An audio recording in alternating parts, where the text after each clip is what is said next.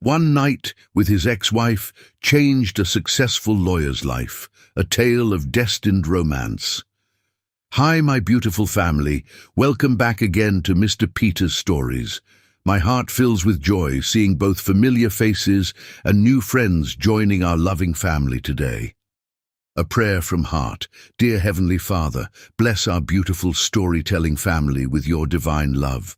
Watch over each precious member, old and new, as we share these magical moments together. Guide our hearts as we embark on another beautiful journey of love. Amen. My family, your happiness with my stories means everything to me.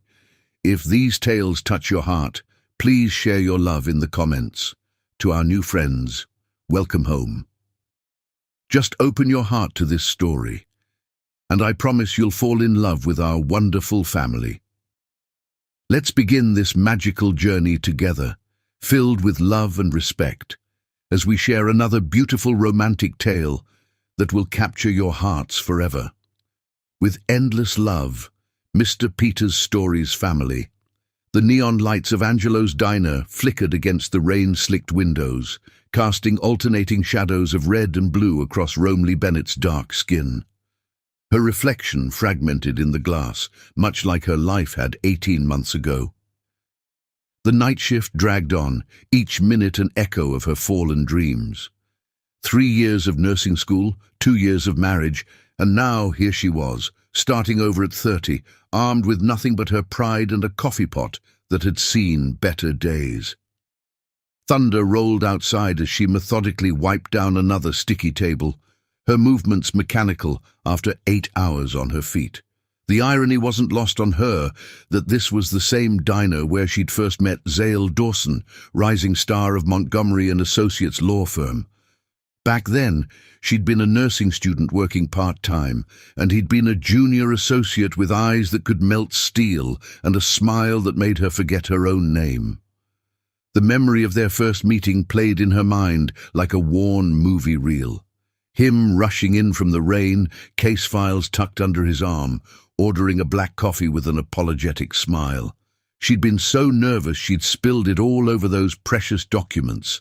Instead of anger, he'd laughed, a rich sound that seemed to fill every corner of the diner.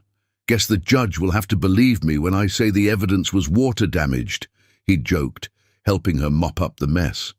Now, 5 years later, the same ceiling fan spun lazily overhead, its blades cutting through cigarette smoke and forgotten dreams. The vinyl booths were more cracked, the chrome more tarnished, but the memories remained pristine. Every night shift felt like walking through a museum of what could have been. "Table 6 needs coffee," Margot called out from behind the counter, her gravelly voice cutting through Romilly's reverie.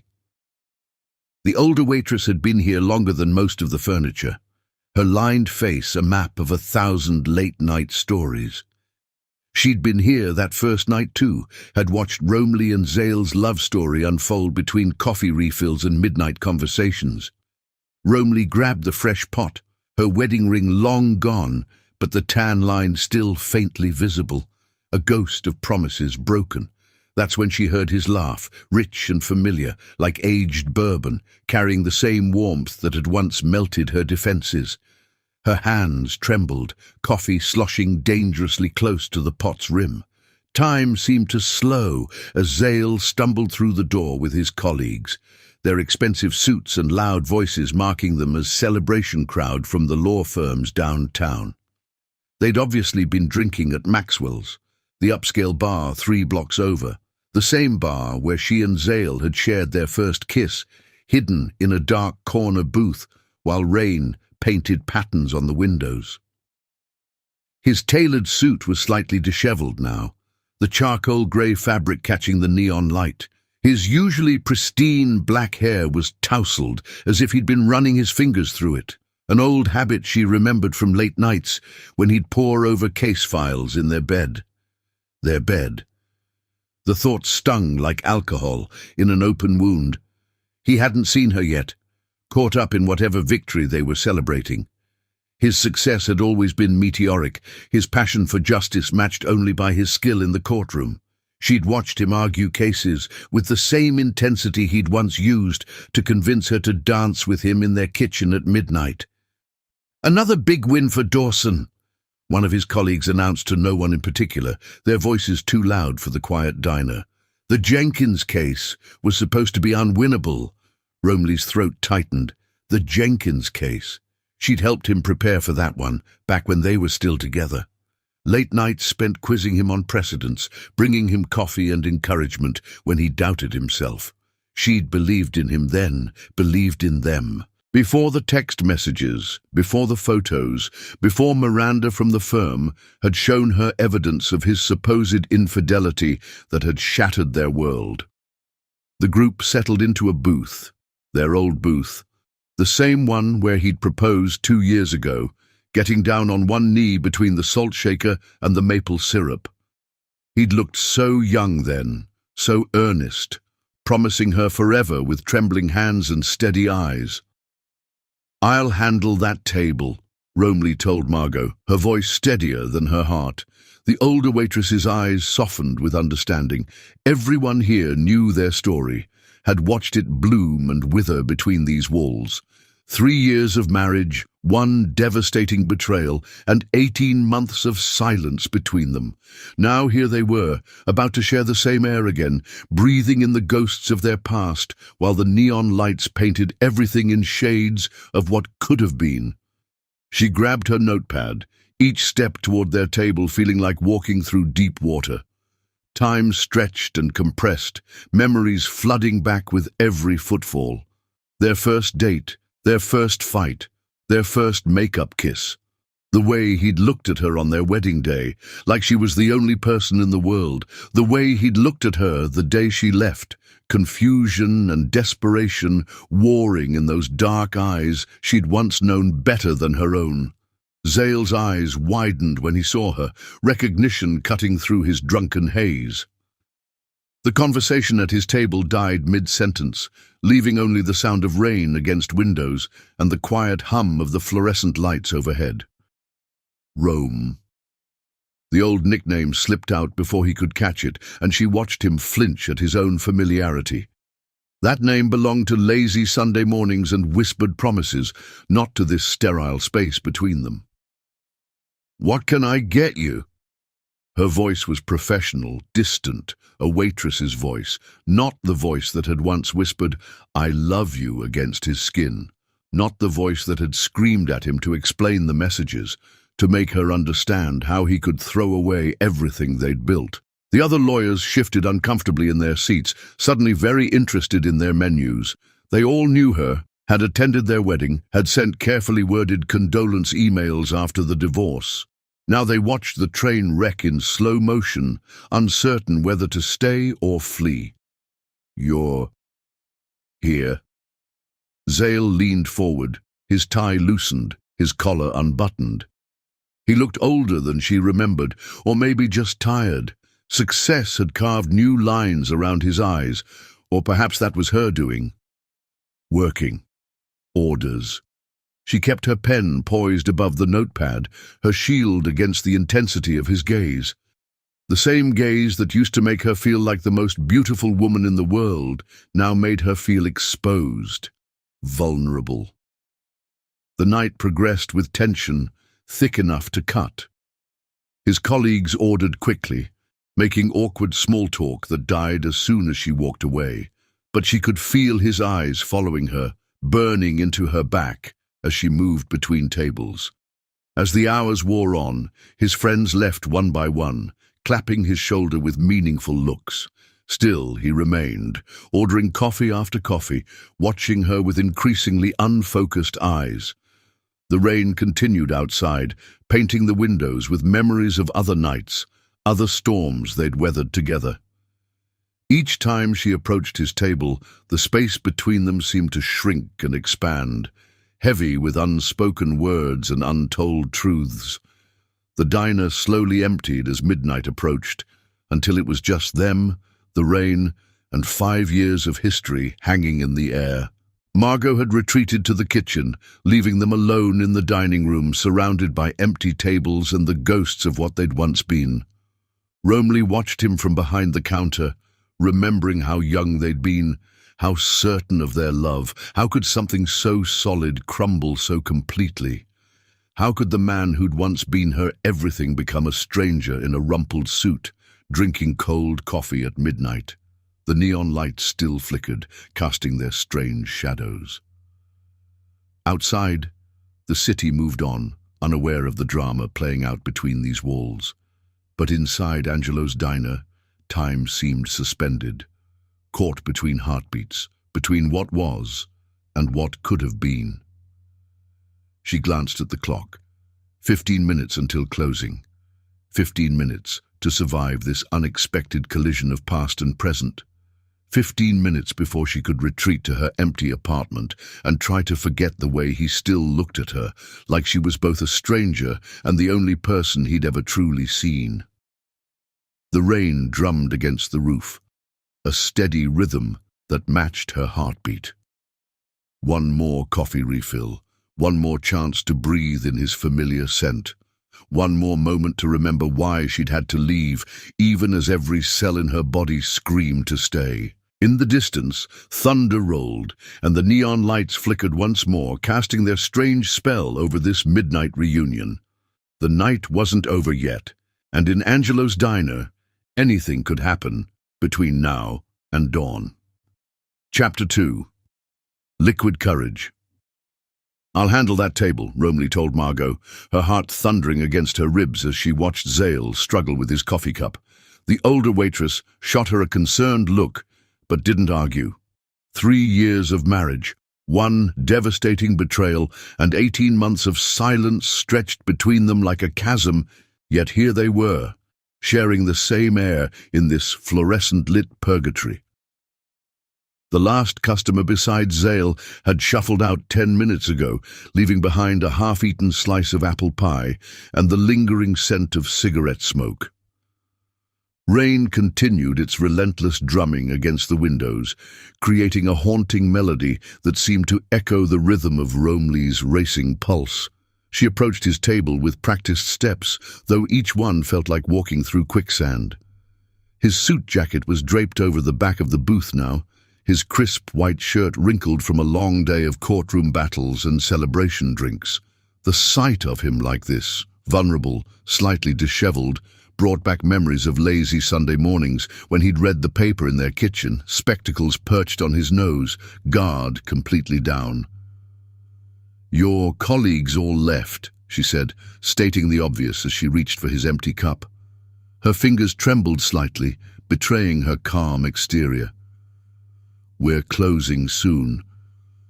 Zale's eyes, usually sharp as a lawyer's should be, were slightly unfocused as they tracked her movements. "Rome." The nickname slipped out again, softer this time, less surprised and more yearning.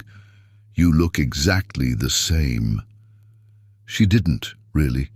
18 months had carved subtle changes into both of them, new lines around her eyes, a guarded set to her shoulders that hadn't been there before. Her hair was different too. She'd cut off the long curls he used to love running his fingers through, opting instead for a shorter style that required less maintenance and fewer memories. "You're drunk, Zale," she replied, pouring fresh coffee into his cup despite her better judgment.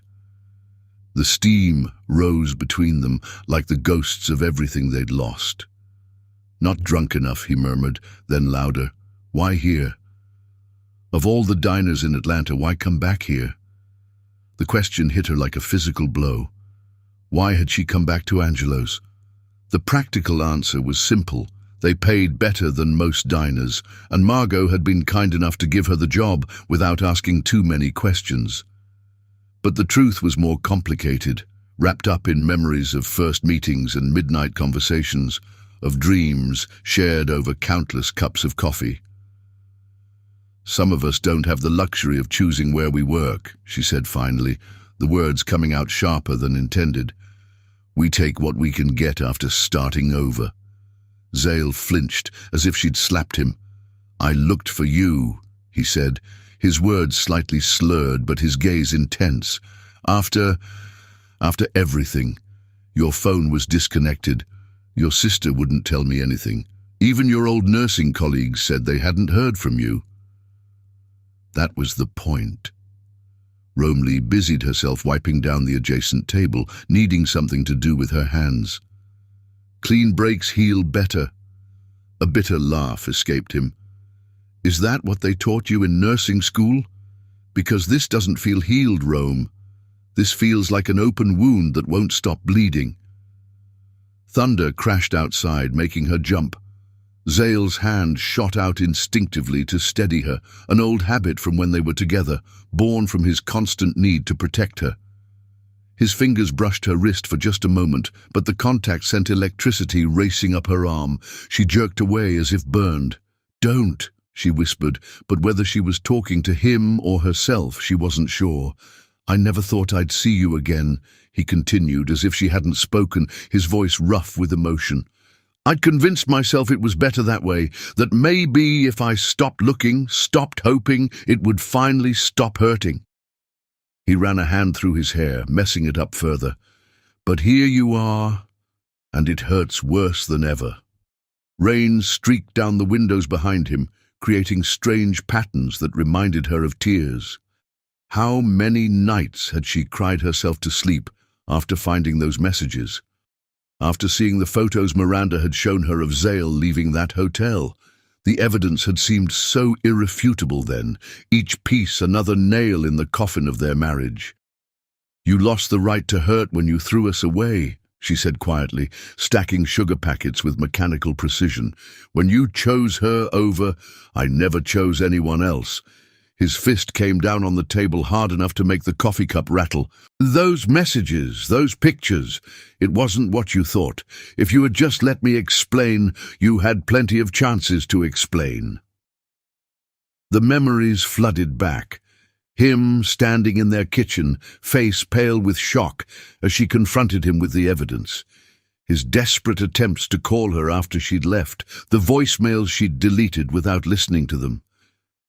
"You just never had a good enough explanation." Margot poked her head out from the kitchen, concerned by the raised voices, but Romley waved her off with a forced smile. The last thing she needed was an audience for this devastation. "I was set up," Zale said, his voice dropping to an urgent whisper. "Miranda, she wanted my position at the firm, the partnership track. She orchestrated everything, the messages, the photos, all of it. I tried to prove it, but by the time I had evidence, you were gone." The words hit her like ice water. Miranda Wallace, the ambitious junior associate who'd shown her the damning evidence in the first place. The woman who'd seemed so sympathetic, so concerned about Romley's well-being. Could it have all been a lie? "You're drunk," she repeated, but the words lacked conviction. "You don't know what you're saying." "Drunk enough to finally tell the truth," he admitted, reaching for her hand across the table. This time she didn't pull away. His fingers were warm against hers, familiar in a way that made her heart ache. "I never cheated, Rome, never even looked at another woman. You were everything to me. You still are." Outside, the storm intensified. Rain, hammering against the roof like nature itself, was trying to break through. The neon lights flickered once, twice, casting strange shadows across Zale's face. He looked younger suddenly, more like the earnest young lawyer who'd first walked into this diner 5 years ago. "I see you," he continued, his thumb tracing circles on her palm. "Every time I drive past this place, I look for you. Sometimes I imagine you're here, wearing that same blue uniform, smiling that smile that made me spill my coffee the first time we met, but you never were, until tonight." Zale. His name felt like a prayer on her lips, or maybe a warning. "I took the Jenkins case because the client couldn't afford anyone else," he said, the words tumbling out now as if he couldn't hold them back. "Just like you always said I should, using my skills to help people, not just chase money. Every victory, every case, I wanted to tell you first. You were always my best confidant, my biggest supporter." Tears pricked at the corners of her eyes. How many nights had she imagined a different explanation for what happened? How many times had she almost called him, almost given him a chance to defend himself? But pride and pain had held her back, convinced her that the evidence couldn't lie. "I can't trust this," she whispered, but her hand remained in his. "You're drunk, emotional. Tomorrow you'll regret saying all this." "The only thing I regret is not fighting harder for you." His eyes met hers, and despite the alcohol, they were clear and determined. "For us, I let you walk away because I thought if you believed I could betray you like that, maybe we weren't as strong as I thought we were, but I was wrong. I should have followed you, should have made you listen." The last customer's abandoned apple pie sat untouched on the counter, a silent witness to this midnight confession. Through the kitchen door, she could hear Margot cleaning up, the familiar sounds of closing time providing a strange soundtrack to this surreal moment. "Let me drive you home," she heard herself say, the words surprising them both. "You shouldn't be behind the wheel like this." Relief flooded his features. "Still taking care of everyone else," he murmured, his free hand coming up to brush a tear she hadn't realized had fallen. "That's why I loved you, love you, never stopped." The touch of his fingers on her cheek was achingly familiar, sending shivers down her spine. 18 months of carefully constructed walls were crumbling, and she wasn't sure if she wanted to rebuild them or let them fall. "You're drunk, Zale," she said again, but this time it wasn't an accusation, more like a reminder to herself of why she shouldn't let her guard down. "Drunk enough to finally tell the truth," he repeated, standing up somewhat unsteadily. His height had always made her feel protected, not intimidated. Even now, her body remembered how perfectly they fit together, like pieces of a puzzle that had been forcibly separated. As she helped him with his jacket, his cologne, the same brand he'd always worn, enveloped her, bringing with it a flood of memories. Their first kiss in the rain outside Maxwell's, the way he'd held her through her father's funeral, dancing in their kitchen at midnight, his case files forgotten on the counter. "Where are your keys?" she asked, her practical nature asserting itself despite the emotional storm raging inside her. "Don't need them," he mumbled, leaning slightly against her as they made their way to the door. "Came in Thomas's car. He was supposed to be the designated driver, but he'd left hours ago like all the others, leaving Zale alone with his coffee and confessions. Whether by accident or design, they were now the only two people in the world, watched only by the neon lights and the relentless rain. "I'll call you a cab," she said, reaching for her phone, but his hand caught hers again. "Please," he whispered, and that one word contained a universe of meaning. "Please, trust me. Please believe me. Please don't send me away again." The storm raged on outside as Romley stood on the precipice of a decision that could change everything again. Lightning flashed, illuminating Zale's face, the face she'd loved, lost, and tried so hard to forget. In that brief, brilliant moment, she saw everything, the pain, the longing, the desperate hope in his eyes, and somewhere between one heartbeat and the next, between one crack of thunder and another, she made her choice. Chapter 3. One Night's Mistake. "You shouldn't drive," Romley said at closing time, watching Zale struggle with his keys in the rain-slicked parking lot. Water dripped from his disheveled hair, his expensive suit darkening with each passing second. "I'll call you a cab." The neon lights of Angelo's diner cast a surreal glow through the downpour, painting everything in shades of red and blue. Lightning split the sky, illuminating their faces in stark relief, two people who had once known every secret, every dream, every fear the other possessed, now standing as strangers in a storm. "Always taking care of everyone else," he said, his voice hoarse with emotion. His hand reached out to brush a raindrop from her cheek, but they both knew it wasn't rain at all. "That's why I loved you, love you, never stopped." "You're drunk, Zale." The words came automatically, a shield against the vulnerability in his eyes. Drunk enough to finally tell the truth. I never cheated Rome. His fingers lingered on her skin, warm despite the cold rain. Those messages. Miranda set me up, wanted my position at the firm. I should have fought harder to prove it, should have made you listen. Thunder rolled overhead, drowning out the sound of her heart breaking all over again. The parking lot was empty, except for her ancient Honda and his colleague's borrowed car. The world had narrowed to just this moment, just them, suspended between what was and what could be. "Let me drive you home," she heard herself say, the keys to her car already in her hand. The rational part of her brain screamed that this was a mistake, that she was opening herself up to more pain. But 18 months of carefully constructed walls were crumbling in the face of his raw honesty and the lingering scent of his cologne, the same brand he'd worn since they first met. He nodded, following her to the car with unsteady steps. The rain intensified, driving sheets of water that seemed determined to wash away their pretenses along with their defenses. She helped him into the passenger seat, trying to ignore how natural it felt to take care of him again. The interior of her car still smelled faintly of vanilla. Her signature scent, that he used to say, reminded him of Sunday mornings and fresh coffee. As she slid behind the wheel, memories flooded back. Countless drives with his hand on her knee, singing along to old soul music, planning their future between red lights and stop signs. "Your address still the same?" she asked, starting the engine. The windshield wipers created a hypnotic rhythm, matching the thunder of her pulse. "Couldn't leave," he admitted, his head resting against the window. "Kept hoping you'd come back."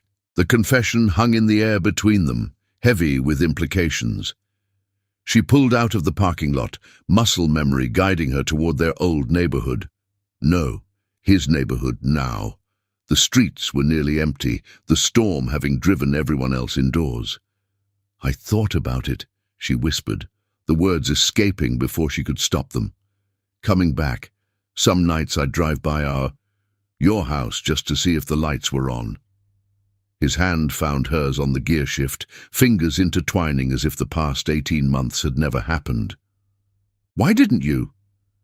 Pride, maybe. Or fear. She didn't pull away, letting the warmth of his touch anchor her in the storm.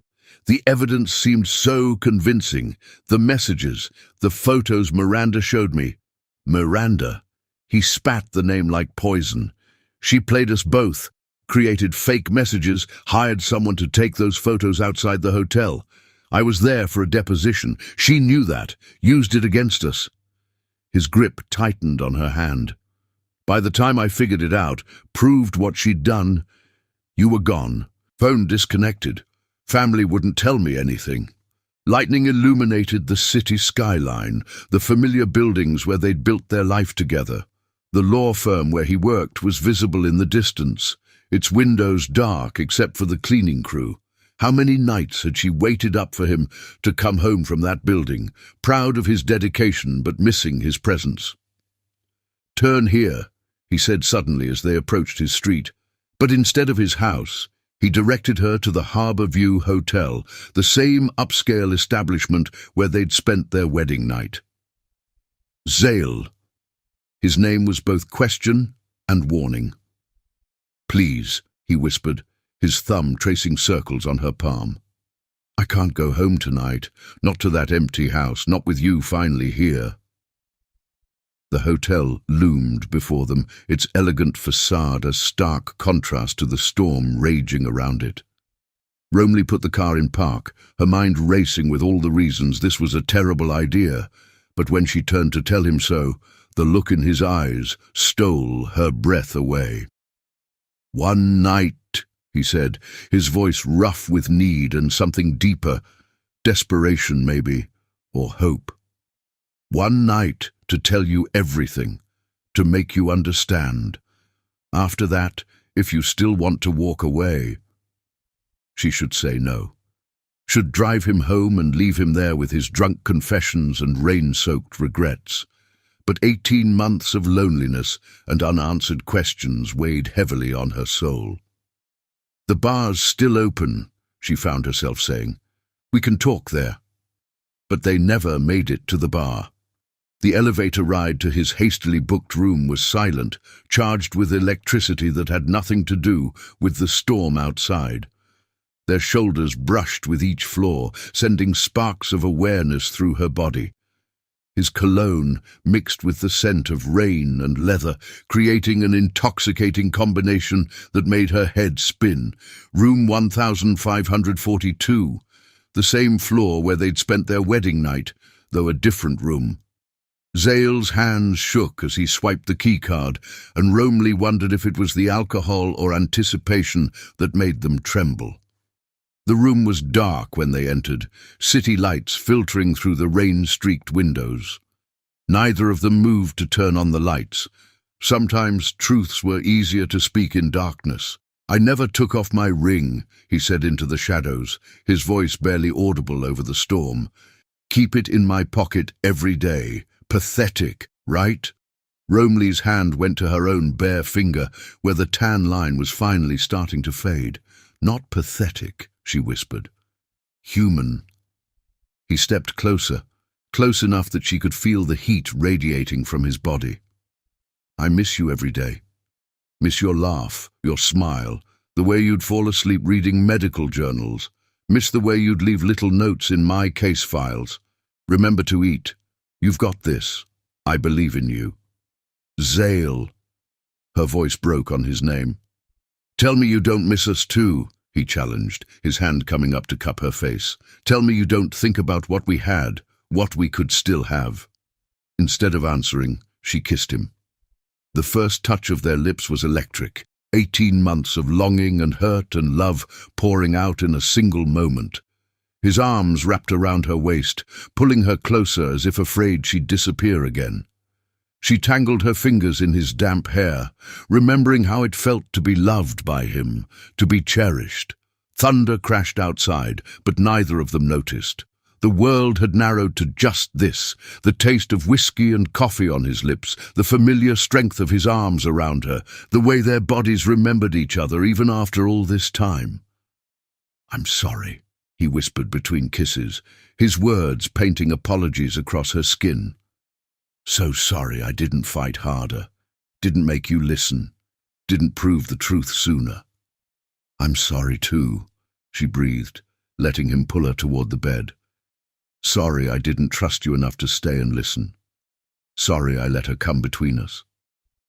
Their clothes left a trail from door to bed. His rain-soaked suit, her diner uniform, physical representations of the barriers between them falling away. Each touch was both familiar and new, rediscovering territory that had once been as known as their own hearts. Lightning illuminated the room in sporadic bursts, catching glimpses of their reunion like photographs. His hands tracing the curve of her spine, her lips pressed against his throat, their fingers intertwined against the sheets. The storm provided a soundtrack to their reconciliation, nature's fury matching their own desperate passion.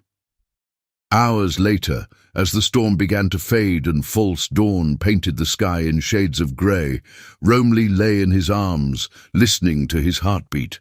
The steady rhythm reminded her of countless nights spent just like this, planning their future between kisses and whispered dreams. "Stay," he murmured into her hair, his arms tightening around her. "Not just tonight. Come home." Reality began to seep back in with the approaching dawn. One night of passion, no matter how intense, couldn't erase 18 months of pain and misunderstanding. Trust, once broken, couldn't be rebuilt in a single storm. "It's not that simple," she whispered, though every cell in her body screamed to accept, to believe, to trust again. "It could be." His fingers traced patterns on her bare shoulder. "Let me prove it to you. Let me show you the evidence against Miranda. Let me earn your trust back, day by day." The city was beginning to wake outside their window, the first hints of sunrise painting the clouds in shades of pink and gold. Soon, the spell would be broken, reality would reassert itself, and they'd have to face the consequences of this night. But for now, Romilly allowed herself to believe in second chances, in the possibility of rebuilding what they'd lost, in the truth she saw in his eyes. She lifted her head to kiss him one more time, pouring everything she couldn't say into the gesture. Morning would bring clarity, for better or worse. But this night belonged to them, to healing, to the hope that sometimes love was stronger than pride, stronger than pain, stronger than 18 months of silence. Outside, the storm finally broke, leaving behind a world washed clean and ready for new beginnings. Chapter 4. The morning after sunlight filtered through unfamiliar curtains, painting golden patterns across rumpled sheets. Romilly woke slowly, her body heavy with the pleasant ache of reunion. For a moment she let herself believe it was 5 years ago, just another morning waking up beside her husband, planning their day over coffee and stolen kisses.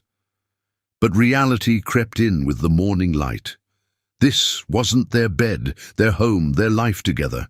This was room 1542 at the Harborview Hotel, and last night had changed everything. Zale slept peacefully beside her, his face softer in sleep, years younger without the weight of their separation etched in his features. His arm was still draped protectively across her waist, as if even in sleep he was afraid she'd disappear again. The familiar sight made her heart clench with a mixture of love and fear. His words from last night echoed in her mind. Miranda set me up, wanted my position at the firm. Could it be true? The evidence had seemed so irrefutable 18 months ago. The text messages, the photos of him leaving that hotel with another woman, the timestamps that matched his late nights at the office. But now, in the harsh light of morning, doubt crept in. Miranda had been the one to show her everything, had been the shoulder she cried on, the voice urging her to leave before she got hurt worse. Miranda, who had subsequently taken Zale's place on the partnership track when he'd spent months distracted by their divorce. Romilly slipped out of bed carefully, gathering her scattered clothes from the floor. Her diner uniform was wrinkled beyond saving, but she pulled it on anyway, needing its familiar armor against the vulnerability of the moment. In the bathroom, she stared at her reflection in the mirror. Her short curls were tousled from sleep, and Zale's fingers, her lips still slightly swollen from his kisses. Dark eyes stared back at her, filled with questions she wasn't sure she was ready to answer. What happened now? Could they really rebuild from the ashes of their marriage? Trust, once broken, was like a shattered mirror. You could piece it back together, but the cracks would always show. The sound of shifting sheets from the other room made her freeze. Was he awake?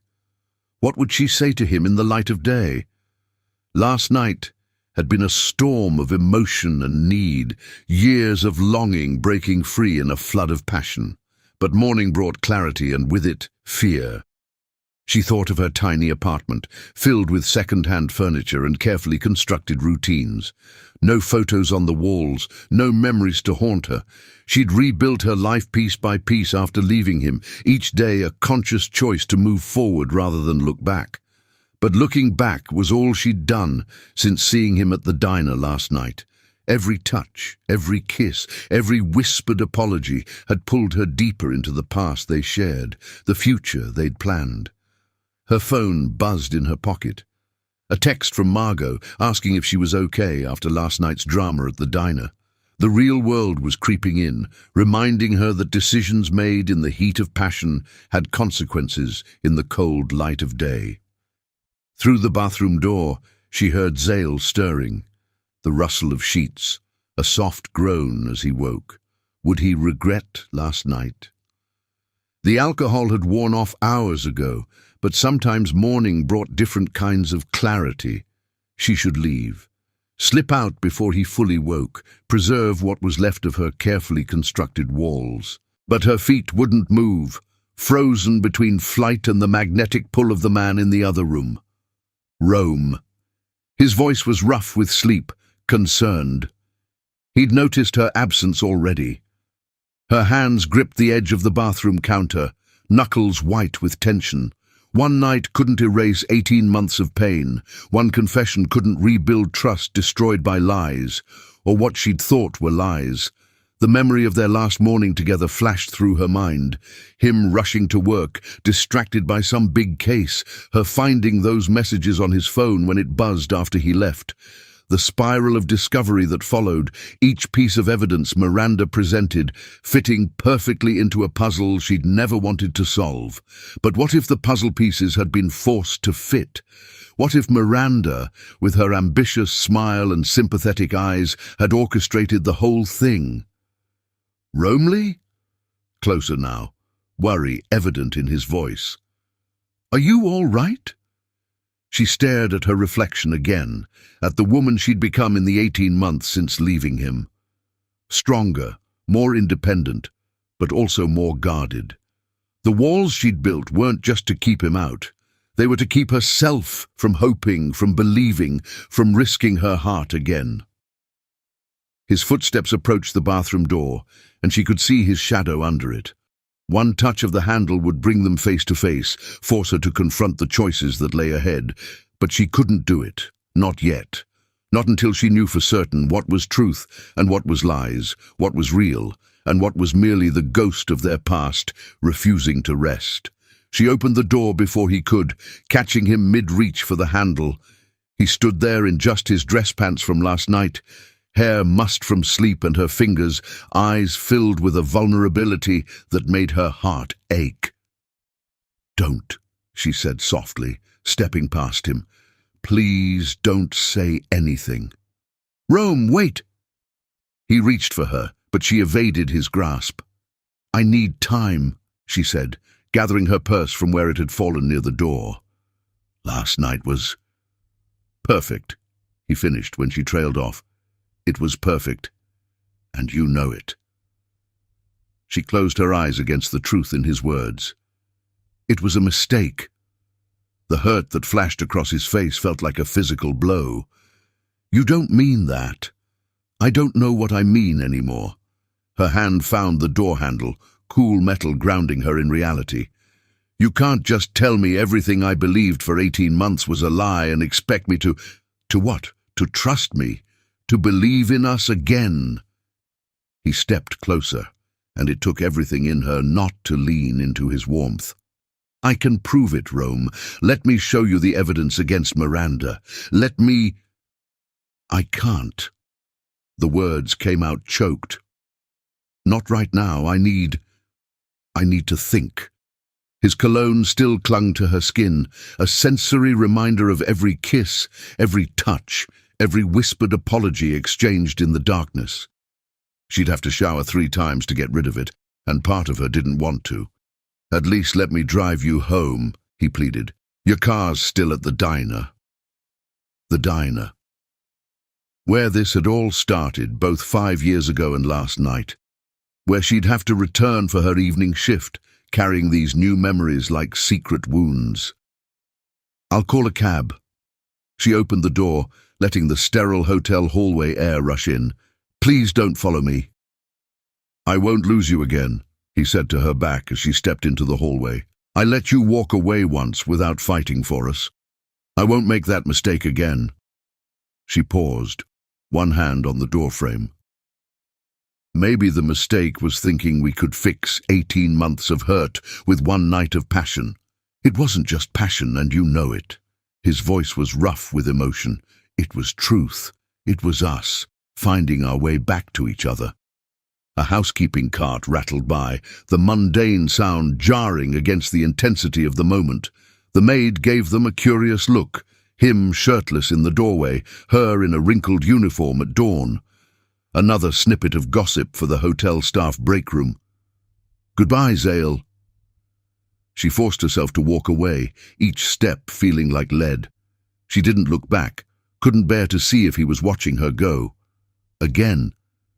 The elevator arrived with a cheerful ding that felt like mockery. As she stepped inside, her reflection in the mirrored walls showed a woman on the edge of either breakdown or breakthrough. She wasn't sure which. The lobby was starting to fill with early morning business travelers, their pressed suits and purposeful strides a stark contrast to her disheveled state. She hurried through them like a ghost, leaving only her lingering scent of vanilla and regret. Outside, the world was washed clean by last night's storm. Puddles reflected the rising sun, and the air held that peculiar freshness that comes after rain. Her phone buzzed again. Margot, probably wondering if she'd still make her evening shift. She walked 3 blocks before calling a cab, needing the physical distance as much as the emotional space. Each step took her further from room 1542, from the truth in Zale's eyes, from the possibility of healing what had been broken. But his scent followed her home, clung to her skin as she stripped off her uniform, haunted her as she finally let the tears fall in the safety of her shower. The water couldn't wash away the memory of his touch, his taste, his whispered confessions in the dark. Later, she would have to face the questions about Miranda's possible betrayal, about 18 months of believing lies, about whether love was enough to rebuild trust shattered by deception. Later, she would have to decide if she was brave enough to risk her heart again. But for now, she left only her lingering scent on the pillows in room 1542, and the echo of possibility in the space between what was and what could be. Chapter 5. Unexpected news. 6 weeks could change everything. Romley sat on the cold tile of her tiny apartment bathroom, staring at the 3rd pregnancy test she'd taken that morning. 2 pink lines appeared with unwavering certainty, just like the previous 2. Her hands shook as she placed it beside the others on the counter, creating a lineup of life-altering confirmation. The morning sun filtered through the frosted window, casting shadows that danced across the tests like nature's own tally marks. One night, one moment of weakness, or perhaps strength. And now everything was about to change again. She pressed her hands against her still, flat stomach, trying to comprehend the reality that life was growing inside her. Their life. Hers and Zale's. The thought sent a fresh wave of panic through her body. The past 6 weeks had been a dance of avoidance. She'd switched her shifts at the diner to mornings, knowing Zale only came in during the evening. She'd ignored his calls, deleted his messages unread, tried to pretend that night at the Harbour View Hotel had been nothing more than a dream. But her body had other plans. The first signs had been subtle. Fatigue that coffee couldn't cure, certain smells from the diner's kitchen sending her rushing to the bathroom, her uniform feeling slightly tighter around her breasts. She'd attributed it all to stress until her period was late. Now there was no more denying it, no more hiding from the truth that had been growing inside her for weeks. Rising from the floor on shaky legs, Romley caught her reflection in the mirror. She looked different somehow. Though logically she knew it was too early for any physical changes to show. Maybe it was in her eyes, the knowledge that she was no longer just herself, but the vessel for something more. The cheap drugstore tests felt inadequate for news of this magnitude. She needed to see a doctor, needed confirmation beyond these plastic sticks with their life-changing lines, but that would make it real in a way she wasn't sure she was ready for. Her phone buzzed on the counter, making her jump. For a moment, she thought it might be Zale, somehow knowing, somehow sensing the monumental shift in their shared universe. But the number was unknown, and the message that appeared made her blood run cold. "Ms. Bennett, this is Miranda Wallace. We need to talk about Zale and what really happened 3 years ago." Romley's legs gave out, and she sank back down to the bathroom floor. Miranda. The name alone brought back a flood of memories. Sympathetic smiles hiding viper's teeth, evidence presented with just the right mix of reluctance and concern, a shoulder to cry on that had guided her straight out of her marriage. The phone buzzed again. I'm being disbarred. What I did to you and Zale, you deserve to know the truth. Please meet me." Time seemed to stand still in the small bathroom. The morning light continued its slow dance across the tiles, indifferent to the way Romilly's world was tilting on its axis. One hand pressed against her stomach, the other clutching her phone like a lifeline, or perhaps a poison pill. She thought of that night 6 weeks ago, of Zale's desperate insistence that Miranda had set him up. At the time, clouded by passion and years of hurt, she hadn't fully processed his words. But now, "I have proof," the next message read. "Documents, recordings, everything that shows how I orchestrated your separation. You both deserve to know." The irony of the timing wasn't lost on her. Just as one truth was making itself known through undeniable physical evidence, another truth was threatening to unravel everything she'd believed for the past 18 months. Her morning sickness chose that moment to reassert itself, and she found herself clutching the toilet bowl, heaving up what little breakfast she'd managed to eat. The physical purge felt almost symbolic, her body rejecting old lies along with her morning toast. When the nausea passed, she rinsed her mouth and stared at her reflection again. The woman who looked back at her was simultaneously stronger and more vulnerable than she'd ever been. She was no longer just making decisions for herself. Her phone buzzed one final time. "I'm at my office now. Security is clearing out my things. This might be your only chance to hear the whole truth." The mundane sounds of her apartment complex filtered through the bathroom window. Children leaving for school, cars starting, life continuing its normal rhythm, while her world shifted on its foundation. She had choices to make, truths to face, futures to consider. Mechanically, she began to get dressed. Her diner uniform hung on the back of her bedroom door, but she passed it by. She wouldn't be making her shift today. Some things were more important than perfect attendance. The pregnancy tests went into her purse, physical proof of how one night could change everything. Her hands trembled as she gathered her keys, her phone, her dignity. The drive to Montgomery and Associates felt like traveling through time. How many mornings had she made this same journey to bring Zale lunch, to surprise him with coffee, to share good news about her nursing program? The building hadn't changed, but she had. They all had. The security guard recognized her despite the 18-month absence. "Mrs. Dawson?" he said, then caught himself. "Miss Bennett, sorry." "Is Miranda Wallace still here?" The name tasted bitter on her tongue. 15th floor. Better hurry, they're just about done clearing her office." The elevator ride gave her too much time to think. Her hand kept straying to her stomach, this new secret making her hyper-aware of every movement, every sensation. What would Zale say when he found out? Would this news bring them together or drive them further apart? The 15th floor was chaos. Cardboard boxes lined the halls, papers scattered across previously pristine carpets. The name Miranda Wallace, junior partner, was being scraped off a door by a maintenance worker. And there she was. Miranda looked nothing like the polished predator who had destroyed Romilly's marriage.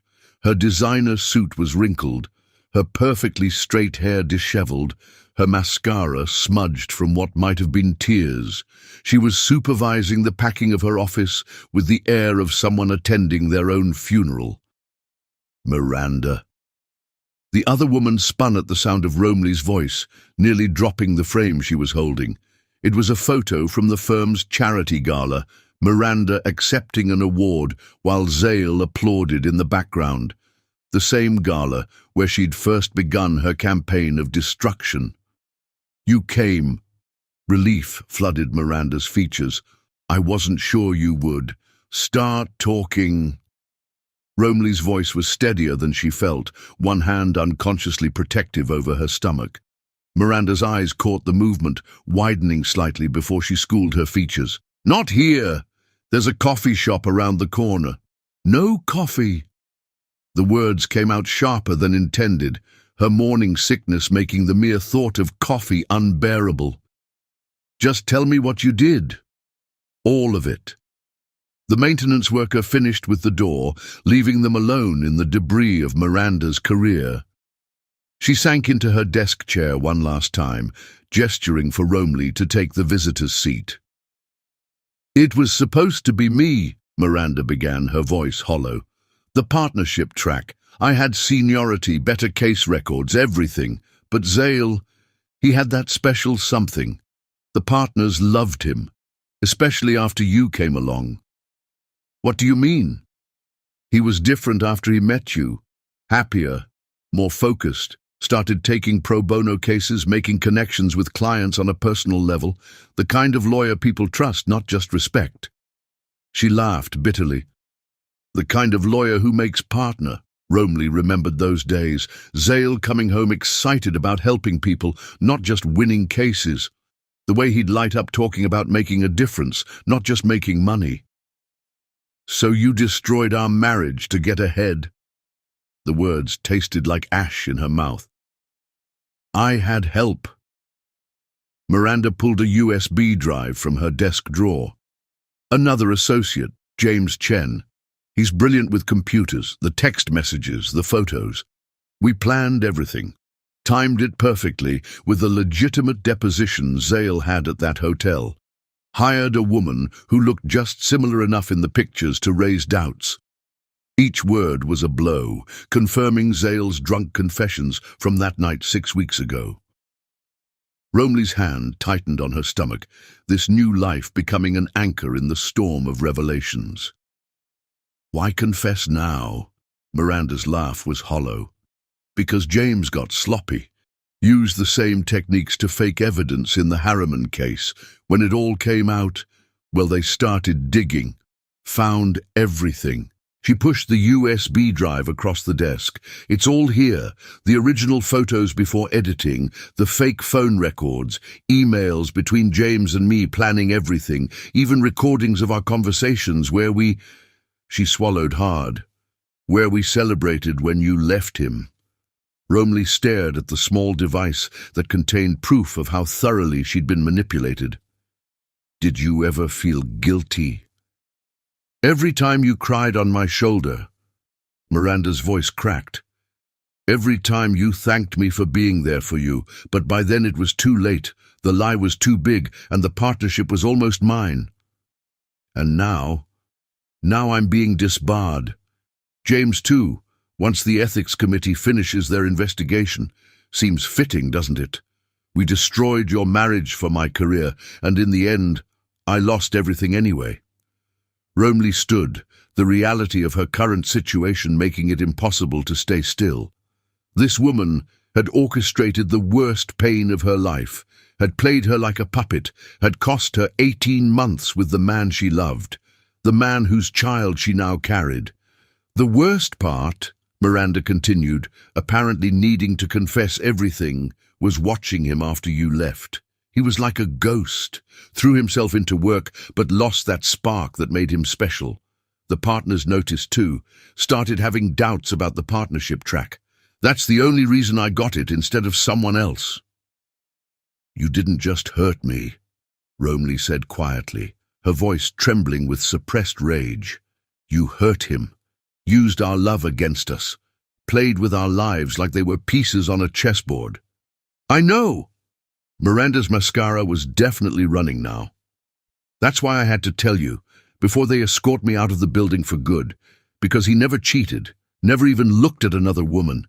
He loved you. Still loves you." The baby chose that moment to make its presence known with another wave of nausea. Romley pressed a hand to her mouth, fighting it back through sheer will. "Are you—" Miranda's eyes widened with understanding. Oh God, that night at the Harbour View, when he didn't come in to work the next day. "This meeting is over." Romley grabbed the USB drive, needing to escape before her body betrayed her further. "Wait," Miranda called after her. "What are you going to do?" Romley paused in the doorway, looking back at the wreckage of Miranda's office, cardboard boxes and karma, creating a fitting end to her schemes. "I'm going to do what you never had the courage to do," she said quietly. "I'm going to tell the truth." Chapter 6. Hidden Truths. The morning sun cast long shadows through the glass walls of Montgomery and Associates as Romley stepped into Miranda Wallace's corner office. The space reeked of defeat, cardboard boxes scattered across Italian marble floors, designer suits stuffed carelessly into garment bags, legal awards being wrapped in newspaper. The mighty had fallen, and fallen hard.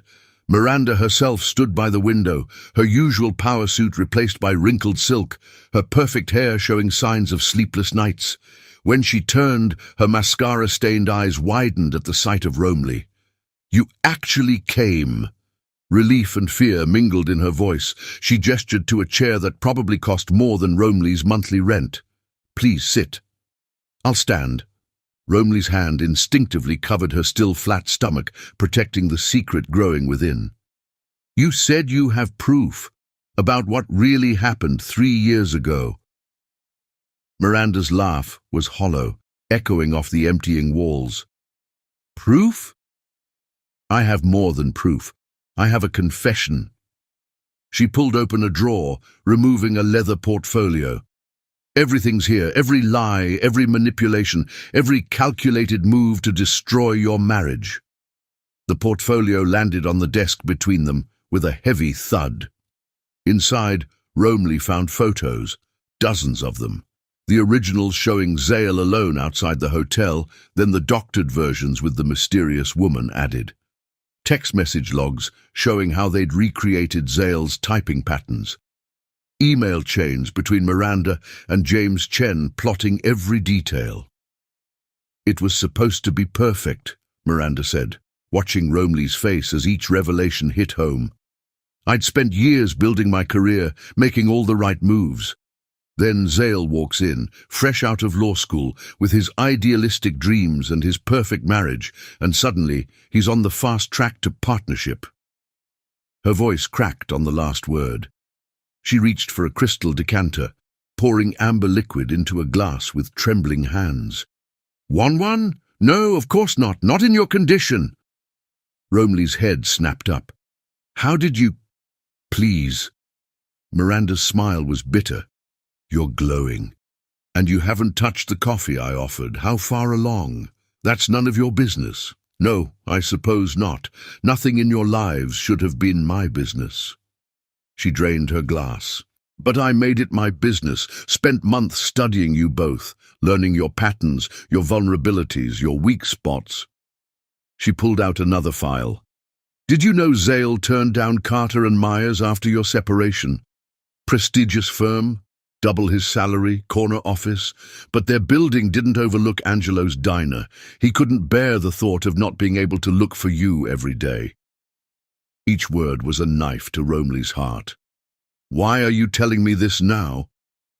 "Because I'm being disbarred anyway." Miranda's laugh was sharp as broken glass. "Might as well make a clean breast of it. James got sloppy with evidence in another case, and when they started investigating—" She gestured at the boxes. "Well, you can see how that turned out." She moved to a painting on the wall, removing it to reveal a safe. "The thing about being a good liar? You learn to keep insurance." The safe opened with a soft click. "Every piece of evidence showing how we destroyed your marriage, every recording of our planning sessions, even the receipt from the actress we hired to walk past the hotel." "Actress? Did you think we'd leave something like that to chance? No, everything was choreographed. The woman in those photos, a struggling actress named Claire, paid her $5,000 to walk past the hotel 3 times while our photographer happened to be there." The room spun slightly. Romley gripped the back of a chair, her morning sickness intensified by each new revelation. "You look pale," Miranda observed. "Here." She pulled a USB drive from the safe. "Everything's on this. The original photos, the fake text messages, the emails between James and me, even video of us celebrating when you left him." The drive felt impossibly heavy in Romley's hand. Did you ever feel guilty? Every damn day. Miranda's composure cracked. Every time you cried on my shoulder, every time you thanked me for being there for you, every time I watched Zale die a little more inside. She poured another drink with shaking hands. But by then, it was too late. The lie was too big, and the partnership was almost mine. And now? Now? She gestured at her crumbling empire. Now, I'm being disbarred. James, too, once the ethics committee finishes their investigation. Calm as a bitch, isn't it? We destroyed your marriage for my career, and in the end, I lost everything anyway. Romley moved to leave, the USB drive burning in her hand. But Miranda's next words stopped her cold. He hired private investigators, you know. Spent a fortune trying to find you, prove his innocence. Nearly got himself disbarred trying to subpoena phone records that would show the messages were fake. She pulled out one final file. The night you served him divorce papers, he sat in his office for 3 days straight. Wouldn't eat, wouldn't sleep. Just stared at your wedding photo and tried to figure out where it all went wrong. The nausea returned with vengeance. Romley barely made it to Miranda's private bathroom, emptying her stomach into the marble toilet. When she emerged, pale but composed, Miranda was holding out a bottle of water. The Harbor View Hotel, Miranda said quietly. That night, 6 weeks ago. That's when... She gestured vaguely at Romley's midsection. That's none of your business. No, it's not. Nothing about your lives should have been my business. Miranda's smile was sad. But maybe this is how it was supposed to end. My career destroyed, your family restored, a kind of cosmic justice. She held out a final envelope. One more thing you should see. Security footage from that hotel, the day of the deposition. Proof that Zale was alone, that the woman in those photos never existed. I kept it as insurance against James trying to blame everything on me. Romley took the envelope, but didn't open it. She had all the proof she needed, in the USB drive, in the files, in her memories of Zale's desperate attempts to explain, and in the tiny lives growing inside her, proof that love could survive any lie, any manipulation, any attempt to destroy it. Goodbye, Miranda. She turned to leave, then paused. I hope it was worth it. It wasn't. Miranda's voice was barely a whisper. None of it was. Romley walked out of the office for the last time, carrying evidence of the past and hope for the future. The morning sickness had passed, leaving behind a strange clarity. She had choices to make, truths to face, and a future to build. But first, she had a call to make. It was time Zale knew everything. About the babies, about Miranda's confession, about the truth that had finally broken free after 18 months of lies. The elevator doors closed on Miranda's empire, but opened onto Romley's new beginning. Sometimes, she realized, you had to face the darkest truths to find your way back to light. Chapter 7. Confrontation. You're avoiding me. Zale cornered her at the diner 2 weeks after Miranda's confession. The morning rush had just ended, leaving them in that quiet lull between breakfast and lunch. Romley's hands trembled as she refilled the sugar dispensers, hyper-aware of his presence behind her. She'd spent the past 14 days processing everything: Miranda's confession, the evidence of their manipulation, the growing certainty of the life inside her. Her doctor had confirmed what the home tests had already told her. She was carrying Zale's child. The ultrasound had revealed an even bigger surprise: twins. I'm working, she said, not turning around. The morning sickness had been brutal today, and just the smell of coffee was threatening to send her running for the bathroom again. 2 weeks, Rome. His voice was low, intense. 2 weeks since Miranda's confession came out. You won't take my calls, won't answer my messages. I know you have the proof now. Everything I tried to tell you that night at the Harbor View. The mention of that night made her stomach flip. though this time it wasn't morning sickness. Memories flooded back, desperate kisses, whispered truths, passion that had created the lives now growing inside her. That night meant something, he continued, moving closer. She could smell his cologne, the same brand he'd always worn, the scent that still clung to her dreams. You can't deny that. "I'm pregnant," she blurted out, the words escaping before she could stop them. The coffee pot slipped from her hands, shattering on the floor in a spray of glass and dark liquid. The crash seemed to echo through the diner, matching the thundering of her heart. Time seemed to stop. Coffee spread across the linoleum like a dark tide, seeping into her sensible shoes, but neither of them moved. Zale stood frozen, his face a mask of shock and something else, hope, maybe, or fear. "Pregnant," he repeated, the word coming out like a prayer. His eyes dropped to her stomach, still flat under her uniform. "How? When? The harbor view." Her voice was barely a whisper. "That night." Understanding dawned in his eyes, followed quickly by a storm of emotions she couldn't quite read. His hand reached out, hovering over her still flat abdomen before dropping back to his side.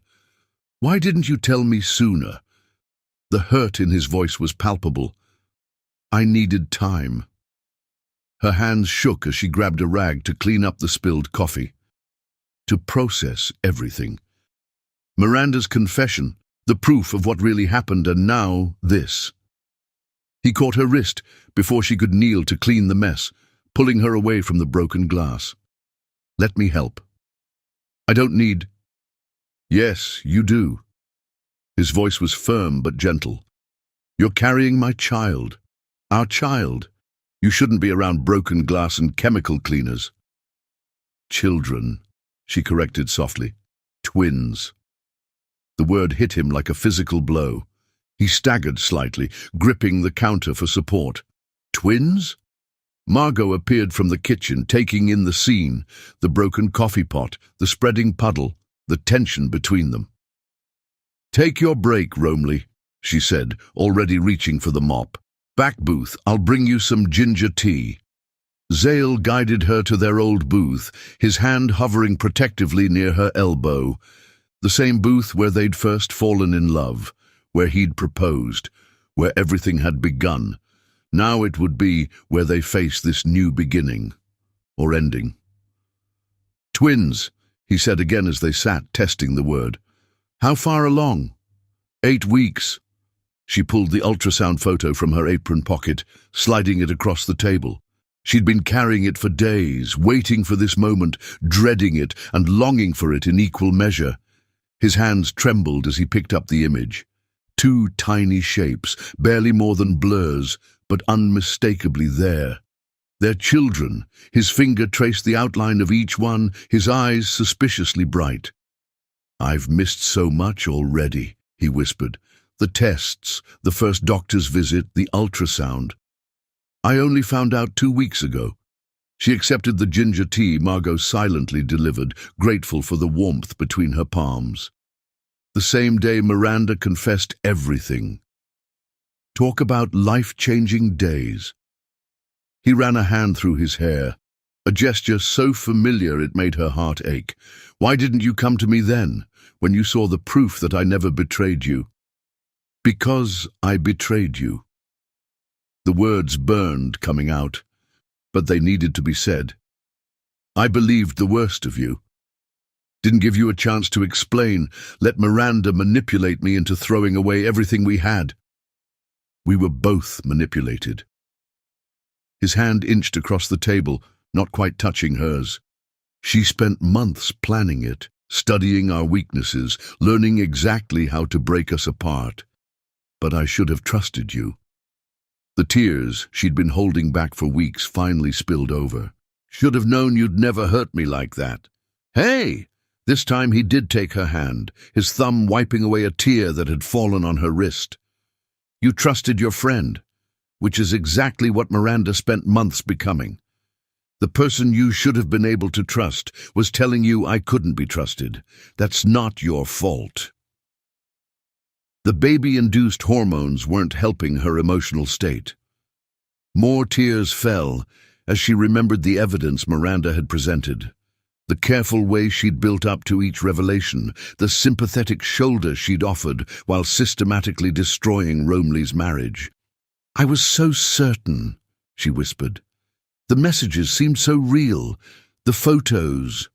We're doctored by an expert." His grip on her hand tightened. "I tried to tell you, tried to prove it, but Miranda had thought of everything. Every time I got close to evidence that would prove my innocence, it disappeared. Now I know why." The diner's usual sounds continued around them. Coffee brewing, plates clinking, the quiet murmur of other customers. But in their booth, time seemed suspended as 18 months of pain and misunderstanding began to heal. "I went back to the hotel," she admitted, "after I found out about the babies. Stood in the lobby trying to decide if I should tell you." "Why didn't you?" "Because I was afraid." Her free hand pressed against her stomach, feeling the slight firmness that was the only sign of the lives growing within. "Afraid you'd think I planned this to trap you. Afraid you'd reject us. Afraid you'd accept us out of obligation." "Obligation!" The word came out sharp with disbelief. "Rome, I've spent 18 months loving you from a distance, trying to prove my innocence, hoping for another chance. These babies aren't an obligation, they're a miracle." Fresh tears spilled at his words. Damn hormones. "Even after everything I put you through." "You put me through?" he laughed, but there was no humor in it. "I'm the one who let you walk away. Should have followed you. Made you listen, found proof sooner." "We both made mistakes." She squeezed his hand. "But Miranda made sure we would. She orchestrated everything, the timing, the evidence, the way it was presented.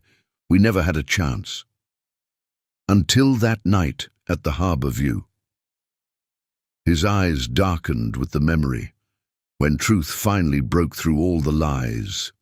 The twins chose that moment to make their presence known with a fresh wave of nausea. Romley pressed her free hand to her mouth, fighting it back. "Morning sickness?" His concern was immediate. "What can I do? What do you need?" The caring in his voice nearly undid her. How had she ever doubted this man? "It'll pass. Usually does after a few minutes." "Usually." His eyes narrowed. "How bad has it been? Are you eating enough? Getting enough rest?" "I'm fine." But even as she said it, exhaustion swept over her.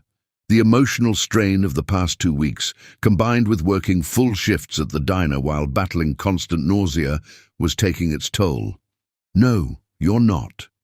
He studied her face, taking in the dark circles under her eyes, the slight pallor of her skin.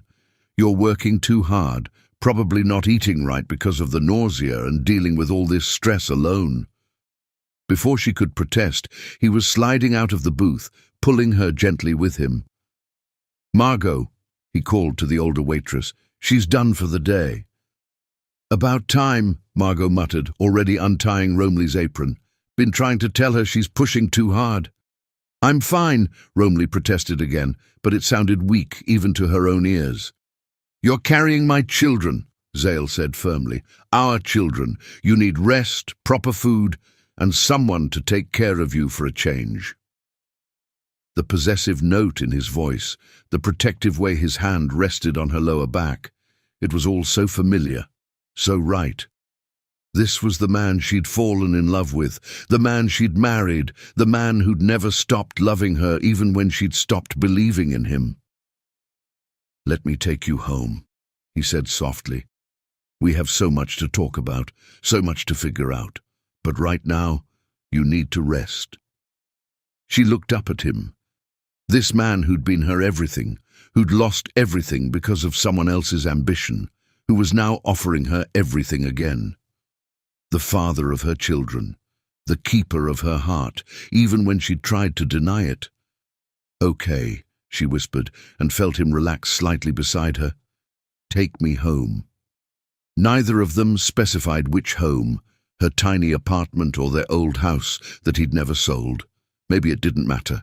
Home, they were both realizing, wasn't a place at all. It was the truth, finally set free. It was second chances born from first loves. It was two hearts finding their way back to each other, and two tiny lives binding them together in ways no lie could ever tear apart. Chapter 8. Rebuilding. "Move in with me," Zale pleaded outside her apartment a week after the diner confrontation. The evening air was thick with summer heat, cicadas providing a symphony in the background. "Not for the babies, for us. Let me prove everything." Romley stood in her doorway, one hand resting on her slightly rounded stomach. At 10 weeks, the twins were making their presence known through more than just morning sickness. Her apartment felt smaller than ever, the walls closing in with memories and possibilities. He looked exhausted, his suit wrinkled from a long day in court. But his eyes were alert, focused entirely on her. He'd been like this all week, calling to check on her between meetings, bringing her ginger tea and crackers at the diner, watching her with a mixture of love and worry that made her heart ache. "It's not that simple," she said, though the words lacked conviction. "We can't just pick up where we left off." "I know." He ran a hand through his hair, a gesture so familiar it hurt. "But we can't keep living like this either. You working doubles at the diner, making yourself sick with exhaustion. Me sitting in our empty house, wondering if you're taking care of yourself, if the babies are okay." Our empty house. The words hit her like a physical blow. "You kept it? All this time? Couldn't sell it?" He stepped closer, close enough that she could smell his cologne, the same brand he'd worn since they first met. "Every room holds memories of us.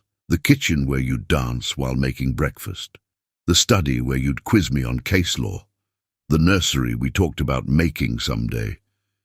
His voice cracked on the last word, and she knew he was thinking of the twins growing inside her. Their someday had arrived in the most unexpected way. "I can't trust myself around you," she admitted, voicing her deepest fear. "Every time I look at you, I see both the man who I thought betrayed me and the man I never stopped loving." "Then let's start over." A hint of his old smile appeared, the one that had first captured her heart 5 years ago. "Hi, I'm Zale Dawson, and I've spent the last 18 months taking cases I hate because the office faces this diner." Despite herself, she laughed. "You didn't." "I did. Ask anyone at the firm. Fought for every case in the downtown courthouse just for the chance to drive past Angelo's." His expression softened. "Just to feel close to you somehow." The admission hit her hard. While she'd been rebuilding her life, trying to forget him, he'd been orchestrating his entire career around the slim chance of seeing her. "Miranda told me," she said quietly, "about the private investigator. The attempts to prove the messages were fake. She said you nearly got disbarred trying to subpoena phone records." "Worth it." His hand reached for hers, fingers intertwining naturally. "Would have been worth anything to prove I never betrayed you." A kick from one of the twins, the first definitive movement she'd felt, made her gasp. Without thinking, she pressed his hand to the spot. "Was that—" His eyes widened in wonder. "They know their father's voice," she whispered, then caught herself. They were supposed to be taking things slow, starting over, but her body remembered him, their babies recognized him, and her heart had never truly forgotten him. "Come home," he said again, his hand still on her stomach. "Not to pick up where we left off, but to start something new, something better." She looked past him at the parking lot of her apartment complex. The cracked concrete, the flickering security lights, the distant sound of sirens. This wasn't the place to bring their children into the world, but more than that, it wasn't the place to rebuild their love. "The nursery needs painting," she found herself saying, "and I'm not supposed to be around paint fumes." His smile could have lit up the entire complex. "I'll hire professionals, any color you want. The kitchen probably needs restocking. I remember how you are about groceries. Already done. He looked slightly sheepish. I might have been hoping you'd say yes. The fridge is full of your favorites, and ginger ale for the morning sickness. My lease ... I'll take care of it. He stepped closer, his free hand coming up to cup her face. Let me take care of everything. You've been so strong for so long, Rome. Let me be strong for you now. Tears threatened. Damn pregnancy hormones. I'm scared, she admitted. Not of you, but of us. Of trying again and failing again. We didn't fail. His thumb wiped away a tear she hadn't realized had fallen. We were sabotaged. But now we know the truth. Now we can build something stronger, something based on that truth. A memory flashed through her mind. Their first night in that house, barely unpacked boxes everywhere, dancing in the empty living room to music only they could hear. They'd been so young, so sure of their love, so unaware of how fragile happiness could be. We'll need a bigger car, she said, her hand joining his on her stomach. For the twins. Already researching SUVs. His smile widened. With the highest safety ratings, of course. Of course, she couldn't help but smile back. Some things never changed. His need to protect her, to plan for every contingency, to make sure their life was perfectly arranged. And I'm not quitting my job, she added firmly. At least not yet. We need to see how this goes. Counter-offer, he said, slipping easily into lawyer mode. Part-time at the diner, focusing on your nursing classes. You're already halfway through the program. She blinked in surprise. You knew about that. Margot might have mentioned it. He had the grace to look slightly embarrassed. I may have been keeping tabs on you through her, making sure you were okay. Another kick from the twins, as if they were voting on the decision. Romley looked up at the man she'd loved, lost, and found again. The father of her children, the keeper of her heart, even when she'd tried to deny it. One condition, she said, her voice steady despite the emotions threatening to overwhelm her. Anything. We take it slow, really slow. Date nights and conversations and rebuilding trust before we jump back into everything. Counter-offer, he said again, but his smile was tender. We take it slow, but you still come home. Separate rooms if you want. But let me be there for every moment of this pregnancy. Let me prove with actions, not just words, that I never stopped loving you. She looked back at her apartment, the temporary shelter she'd built when her world fell apart. It had served its purpose, given her space to heal, to grow, to find herself again. But maybe it was time for something more. The nursery should be yellow, she said softly, neutral, since we don't know the genders yet. His smile could have powered the entire city. Yellow it is. And the kitchen. Needs a new coffee maker, but not for me. No coffee until after the babies come. Already ordered a tea kettle and stocked your favorite herbal blends. She laughed despite herself. You really were planning this. Planning, hoping, praying. He pulled her closer, his forehead resting against hers. Coming up with every possible argument to convince you to come home. To give us another chance. We'll need to take my plants, she said, her final token resistance crumbling. They're the only things in there that really matter. I'll get boxes. He was already reaching for his phone. And movers. You shouldn't be lifting anything in your condition. Zale. She caught his hand before he could make the call. I never stopped loving you either. The kiss was gentle, tentative. Not the passionate reunion of that night at the Harbour View, but something deeper. A promise, a beginning, a foundation for rebuilding. When they finally parted, he rested one hand on her stomach, the other still holding hers. So is that a yes? You'll come home? She looked up at him. This man who'd never given up on them, who'd fought for her even when she wouldn't let him, who was now offering her everything she'd been afraid to want again. Yes, she whispered. Let's go home. The cicadas sang their approval as he helped her down the stairs, one arm protectively around her waist. They had so much to rebuild, so much trust to restore, so many conversations ahead. But they had something now they didn't have 18 months ago: truth, understanding, and two tiny lives binding them together in ways no lie could ever tear apart. As they drove toward their home, their real home, Romley watched the city lights blur past. Each mile took them further from the pain of the past and closer to the future they'd always dreamed of. It wouldn't be easy, this rebuilding, but the foundation was solid this time, built on truth instead of lies, on understanding instead of suspicion.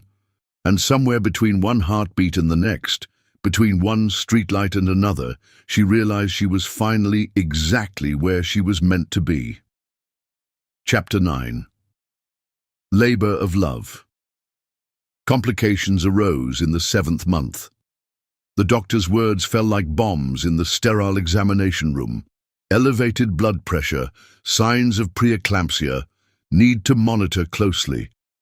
Romley sat on the examination table, her hand protectively cradling her swollen belly, while Zale gripped her other hand so tightly his knuckles went white. "Bed rest," Dr. Martinez said firmly, her dark eyes serious behind stylish frames. "Complete bed rest until delivery. These twins aren't giving you an easy time, Mrs. Dawson." The name slipped out naturally. They hadn't remarried, were still technically taking things slow, but somehow everyone assumed. Maybe it was the way Zale hadn't missed a single appointment, the way he hovered protectively, the way they still moved in sync, despite everything. "But my job," Romley protested weakly. "My classes." "Can wait," Zale cut in, his voice brooking no argument.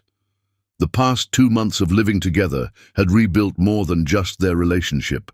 His protective instincts were stronger than ever. "Nothing is more important than keeping you and our children safe." The drive home was tense with unspoken fears. The twins moved restlessly, as if sensing their mother's distress. Romley watched the familiar streets pass by, remembering other drives, coming home from their wedding, moving into their house for the first time, leaving 18 months ago with a broken heart. Now they were making new memories in those same places. The nursery was finished, painted a soft yellow with white trim. 2 cribs waited for their occupants, assembled by Zale over a weekend, while she supervised from a comfortable chair, remembering how they'd once talked about doing this very thing.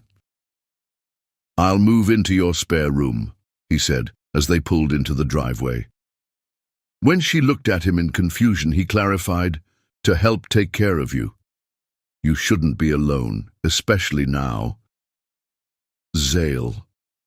They'd been so careful about boundaries, about taking things slow.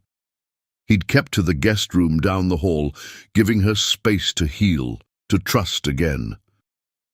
"I lost you once because I didn't fight hard enough," he said, his voice rough with emotion. His hand came to rest on her stomach, feeling the twins kick in response to his touch. "I'm not making that mistake again." The next few days were a whirlwind of arrangements. Zale worked from home, setting up his laptop in her room, taking calls between bringing her meals and checking her blood pressure. Her professors agreed to let her complete the semester remotely, understanding the situation. "I don't need constant supervision," she protested one morning, watching him juggle a conference call while adjusting her pillows. "You have cases to handle, clients who need you." "My family needs me more." The words were simple but profound, reminding her of the man she'd first fallen in love with, the one who always put people above profit. She knew he was thinking of Miranda, of how ambition had destroyed their happiness once before. But this was different. This was Zale choosing them, choosing family over career advancement, making his priorities clear. The days blended together, marked by doctor's appointments and prenatal checkups. Zale was there for every moment, learning medical terms with the same intensity he usually reserved for legal precedents. He tracked her blood pressure, monitored her diet, and somehow still managed to win cases from his makeshift office in her bedroom. "The partners are impressed," he told her one evening, bringing her the special tea that helped with swelling. "Said working remotely has actually improved my case preparation. Apparently, I'm more focused. Because you're not spending all day staring at the diner across the street," she teased, accepting the tea with a grateful smile. His answering laugh held a touch of sheepishness. "Guilty as charged, though I miss seeing you in that uniform." The comment might have once sparked painful memories of other uniforms, other diners, 18 months of separation. But now it just reminded her of how far they'd come, how much they'd rebuilt. The twins grew stronger despite the complications, their kicks and movements a constant reminder of the miracle growing inside her. Zale spent hours talking to them, reading case briefs aloud when he ran out of stories, his voice a soothing backdrop to her mandated rest. "They're going to be lawyers," she joked one afternoon, watching him explain tort reform to her belly. "God forbid," he replied with a grin. "One lawyer in the family is enough. They can be anything they want, doctors, artists, musicians, as long as they're healthy and happy." The simple statement wrapped around her heart like a warm blanket. This was what she'd missed most during their separation, not the grand gestures or passionate declarations, but these quiet moments of shared dreams and simple love. Complications arose again in the 8th month. Her blood pressure spiked dangerously during a routine checkup, earning her a 3-day hospital stay. Zale never left her side, working from a chair beside her bed, his presence a constant anchor in the sterile hospital room. "I'm sorry," she whispered one night, watching him type one-handed because his other hand was holding hers. "For doubting you back then, for not letting you explain." He set aside his laptop, giving her his full attention. "We've been through this, Rome. Miranda spent months planning everything, studying exactly how to break us apart. The fault lies with her, not you." "But I should have known." Pregnancy hormones made the old guilt resurface. "Should have trusted what we had." "Hey." He moved to sit on the edge of her bed, careful of the monitoring equipment. "We can't change the past, but look what we're building now. A stronger foundation, complete honesty, 2 beautiful babies on the way." As if on cue, one of the twins kicked strongly enough to visibly move her hospital gown. Zale's hand immediately went to the spot, his face lighting up with the same wonder it had shown at every ultrasound, every movement, every milestone. "I never stopped loving you," he said softly, his eyes meeting hers. "Even when you left, even when you wouldn't let me explain, even when it seemed hopeless, I knew what we had was real. I never stopped either." The admission came easily now, months of rebuilding trust, making it possible to be vulnerable again. Even when the evidence seemed overwhelming, my heart never believed what my eyes were seeing. He leaned forward, pressing a gentle kiss to her forehead. They'd been careful with physical affection, taking things slow as promised. But moments like this, tender, unplanned, natural, were becoming more frequent. "Get some rest," he murmured, but didn't move away. "The twins need their mother strong. And their father needs to actually sleep in a real bed," she countered, eyeing the uncomfortable hospital chair he'd been calling home. "Go home, Zale. Just for tonight." "Not a chance." His smile was tired but determined. "I told you, I'm not making the same mistakes again. Where you go, I go." The simple declaration hung in the air between them, heavy with meaning. They'd been taking things slow, rebuilding trust day by day, but moments like this made it clear their hearts had never really separated, even when circumstances had torn them apart. She fell asleep to the sound of his typing, the gentle click of keys a lullaby that reminded her of late nights studying together, of shared dreams and parallel ambitions. Now those dreams were changing, expanding to include two tiny lives and a future that looked nothing like what they'd planned, but somehow felt even more right. The next morning, Dr. Martinez declared her stable enough to return home, but with even stricter bed rest orders. Zale took notes like a star pupil, asking questions about warning signs and emergency procedures. "You've got a good one there," the nurse commented while helping Romley into the wheelchair for discharge. "Some men run when things get complicated. He just digs in deeper."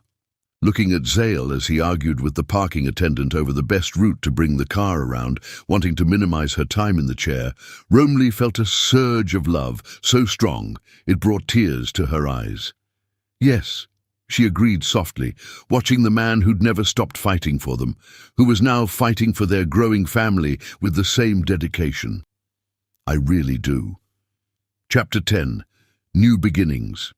The twins arrived early, Arya and August, perfect and loud, announcing their presence to the world with powerful lungs they'd clearly inherited from their father's courtroom voice.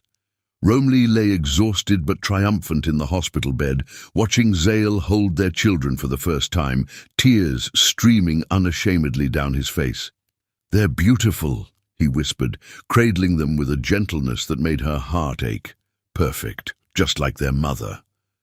The labor had been difficult, 36 hours of complications that had tested them both. Zale hadn't left her side once, letting her crush his hand through contractions, advocating fiercely with doctors when her blood pressure spiked dangerously high, being her rock when fear threatened to overwhelm her. Now, watching him with their children, Romley felt the last pieces of her heart healing. This was the man she'd fallen in love with, the man she'd married, the man who'd never stopped fighting for them even when she'd stopped believing. And he was the father of her children, a role he'd embraced with the same intensity he brought to everything that mattered. "Arya Grace," he murmured to the slightly larger twin, her dark curls already visible. "And August James." The boy was smaller but fiercer, his tiny fists waving in protest at being separated from his sister. They'd chosen the names together during those long weeks of bed rest, rebuilding their connection through shared dreams and quiet conversations. Arya for the music they'd danced to in their kitchen, Grace for the second chance they'd been given, August for the month they'd first met, James not for Miranda's co-conspirator, but for Romley's father, who'd never gotten to meet his grandchildren. "They look like you," Romley said softly, reaching out to touch August's tiny hand. His fingers immediately wrapped around hers, his grip surprisingly strong. "Arya has your eyes," Zale countered, carefully transferring their daughter to Romley's arms. "And your spirit. Did you feel how she fought coming out, already knows her own mind?" The baby settled against her chest, dark eyes blinking up at her mother with an intensity that did indeed mirror Romley's own determined gaze. August, still in his father's arms, began to fuss until Zale brought him closer, letting the twins sense each other's presence. "They don't like being separated," the nurse had noted earlier, typical with twins. "They've spent 9 months together. They need time to adjust to being individuals." Romley understood that feeling of separation all too well. 18 months apart from Zale had taught her how it felt to be divided from part of yourself. But now, watching him with their son while their daughter nestled against her heart, she felt whole in a way she hadn't since before Miranda's lies tore them apart. "I never thought we'd have this," she admitted, her voice thick with emotion. "After everything, I'd given up on our dream of a family. I never did." Zale sat carefully on the edge of her bed, arranging August so both twins could see each other. "Even during the worst times, I kept imagining our future, our children, our life together. Even when I wouldn't let you explain, when I believed the worst, even then." His free hand found hers, fingers intertwining naturally. "Because I knew the truth would come out eventually. I just had to be patient, had to keep fighting." Arya made a small sound, almost like a question, and August immediately responded with a similar noise. Their connection was already evident, their bond formed in the safety of the womb, now manifesting in the outside world. "They're teaching us," Zale said softly, watching their interaction. "About unconditional love, about fighting for what matters, about trusting what you know in your heart." The words hit home, making fresh tears spring to Romley's eyes. How many times in the past months had she marveled at his capacity for forgiveness, at his ability to move forward without bitterness, to rebuild their relationship with patience and understanding. "I was so scared," she confessed, remembering those first weeks after discovering her pregnancy. "Scared you'd reject us, scared you'd accept us out of obligation, scared of trusting my heart again." "Never an obligation." He leaned forward carefully, mindful of the babies between them, and pressed a gentle kiss to her forehead. "A gift, a miracle, a second chance I didn't think I'd get." August chose that moment to make his hunger known, his cry startling his sister into joining the chorus. The nurse had warned them about this too. When one twin needed something, the other often responded in solidarity. Watching Zale help her position both babies for feeding, his hands steady and sure despite his obvious exhaustion, Romley felt overwhelmed by love for this man who'd never given up on them, who'd fought through lies and manipulation, through separation and pain, through complicated pregnancies and difficult labors, always putting her and their children first. "Marry me again," he whispered once the twins were settled, nursing contentedly. "Not for them, for us." The words hung in the air between them, heavy with meaning and possibility. They'd been taking things slow, rebuilding trust day by day, focusing on the pregnancy and their growing connection. Marriage hadn't been discussed, hadn't seemed necessary when they were already sharing a home and building a family. "We haven't even gone on a real date yet," she laughed through sudden tears. "Then let's start there." His smile was both tender and determined. "Let me court you properly this time. No rushed proposals in diners, no pressure from work or society. Just us, finding our way back to each other while these two keep us honest." Arya unlatched just long enough to make a sound that might have been agreement before returning to her meal. August, not to be outdone, kicked his tiny feet against Romley's arm. "They're voting yes," Zale teased, but his eyes were serious. "What do you say, Rome? Will you let me prove every day for the rest of our lives that what we have is stronger than any lie, any misunderstanding, any outside force that tries to tear us apart?"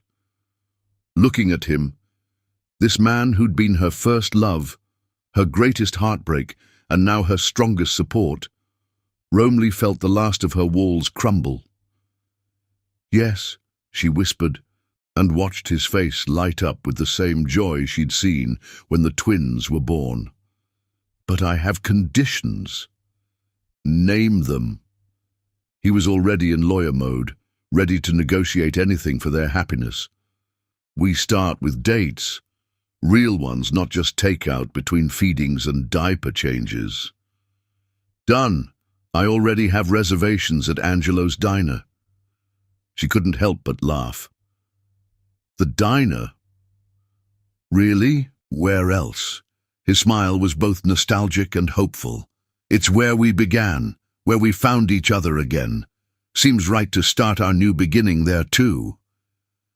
The twins finished nursing simultaneously, as if coordinating their schedule already. Zale helped her burp them, his hands sure and gentle as they worked together to settle their children. Looking at him, at their babies, at the life they were rebuilding, Romley felt peace settle over her. The past couldn't be changed, but it had led them here, stronger, wiser, more appreciative of the love they shared. "Okay," she said softly. "Angelo's it is." His smile could have lit up the entire hospital. "I love you," he said simply. "All three of you.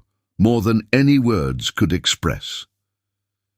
Arya and August, as if understanding the importance of the moment, chose that time to fall asleep, their tiny hands finding each other across their parents' arms, together again, as they were meant to be, just like their parents. Chapter 11. The second first date. "Remember our actual first date?" Zale asked, leading Romley into Angelo's diner 3 weeks after the twins' birth. The familiar neon lights cast their warm glow over the parking lot, but something was different tonight. The windows were dark, the closed sign prominently displayed. "You spilled coffee on my case files." Romley smiled, then gasped as he opened the door. The interior had been transformed. The usual fluorescent lights were dimmed, replaced by soft candlelight. White tablecloths covered the familiar formica surfaces, and their old booth, the one where everything had begun, was set with fine china and roses. "You still tip me $50, she whispered, taking in the romantic setting. "Even after I ruined your briefs for the Thompson case. Best investment I ever made." He guided her to their booth, pulling out the chair that had been placed at the table instead of the usual vinyl seating. "Though technically you didn't ruin anything. Won that case with the coffee-stained documents. The judge found it endearing." Margot appeared from the kitchen, wearing a crisp white shirt instead of her usual uniform. "Welcome back," she said warmly, setting down 2 coffee cups. "Though I hear it's sparkling cider tonight instead of coffee, since you're still nursing." Romley touched the cups, recognizing them instantly. "These are—" "The same ones from our first date," Zale confirmed. "Margot saved them all this time." The older waitress winked. "Knew you kids would find your way back to each other eventually. Just had to be patient." As she disappeared back into the kitchen, Romley took in more details of the carefully planned evening. Soft jazz played from hidden speakers, the same playlist they danced to in their kitchen countless times. The roses on the table were yellow and white, just like their wedding bouquet. "The twins?" she asked, though she already knew they were well cared for. "With your sister," Zale assured her. "She practically had to push us out the door, said we needed this time for ourselves. We've never been apart from them before." 3 weeks of constant togetherness made even this short separation feel strange. "I know." He reached across the table, taking her hand. "I've already checked my phone twice since we left the house, but they're fine, and we need this. Need to remember how to be us, not just parents." The sound of their baby's cries still echoed in her memory, but he was right. They needed this time to reconnect, to continue rebuilding what had been broken. "How did you arrange all this?" she asked, gesturing at the transformed diner. "Margot's idea, actually. Said she was tired of watching us dance around each other all those months." His thumb traced patterns on her palm, sending shivers up her arm.